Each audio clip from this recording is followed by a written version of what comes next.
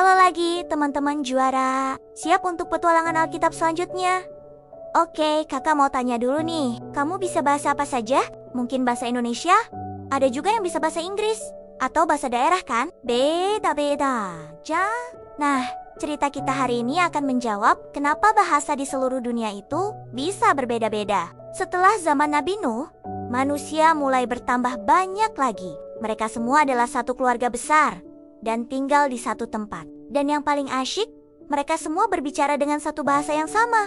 Bisa bayangin gak? Semua orang di dunia bisa saling mengerti. Tapi, lama-kelamaan, mereka menjadi sangat pintar dan juga sombong. Suatu hari, mereka berkumpul dan punya ide yang hebat.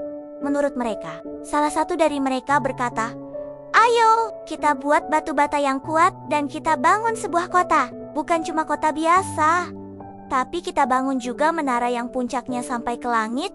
"Ide bagus," sahut yang lain. "Dengan begitu, kita akan jadi terkenal dan nama kita akan hebat dan kita tidak akan tercerai-berai ke seluruh bumi." Tunggu dulu. Teman-teman dengar tidak? Ada yang aneh dengan rencana mereka. Mereka mau jadi terkenal untuk diri mereka sendiri, bukan untuk memuliakan Tuhan. Mereka juga tidak mau tersebar ke seluruh bumi, padahal itu adalah perintah Tuhan. Wah, ini namanya kesombongan. Maka mereka pun mulai bekerja. Ribuan orang bekerja sama membangun menara itu. Hari demi hari, menara itu semakin tinggi, seolah-olah mau menantang langit. Naskah berhenti sejenak untuk membangun ketegangan. Tentu saja Tuhan melihat apa yang mereka lakukan dari surga. Tuhan melihat hati mereka yang sombong. Tuhan tahu jika mereka berhasil, kesombongan mereka akan membawa mereka pada kejahatan yang lebih besar lagi. Kira-kira apa yang akan Tuhan lakukan? Apakah Tuhan akan mengirim petir untuk menghancurkan menara itu? Atau mengirim banjir lagi? Ternyata tidak. Tuhan punya cara yang jauh lebih cerdas. Tuhan turun ke bumi dan jering-jering, Tuhan mengacaukan bahasa mereka. Tiba-tiba saja, orang yang sedang membangun tidak bisa mengerti temannya lagi. Bayangkan lucunya, seorang pekerja berteriak, "Tolong ambilkan aku batu bata." Temannya malah membawakan seember air.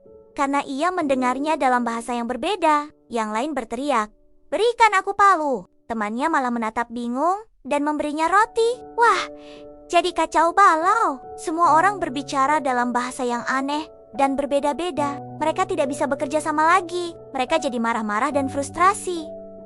Akhirnya, mereka berhenti membangun menara itu. Proyek raksasa mereka gagal total karena tidak bisa saling bicara. Akhirnya mereka berkumpul dengan orang-orang yang bahasanya sama.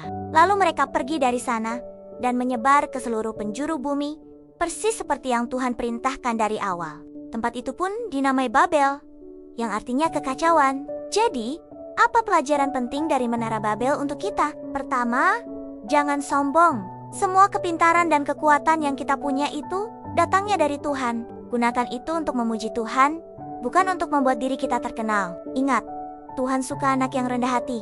Kedua, rencana Tuhan selalu yang terbaik. Kadang kita punya keinginan sendiri, tapi jangan lupa untuk selalu berdoa dan bertanya, "Tuhan, apa ya rencanamu untukku?" Taat pada rencana Tuhan itu jauh lebih hebat daripada membangun menara setinggi apapun. Nah, sekarang kamu tahu kan kenapa bahasa di dunia ini berbeda-beda? Semuanya bagian dari cerita besar Tuhan. Keren kan? Sampai jumpa di kisah selanjutnya. Tuhan memberkati.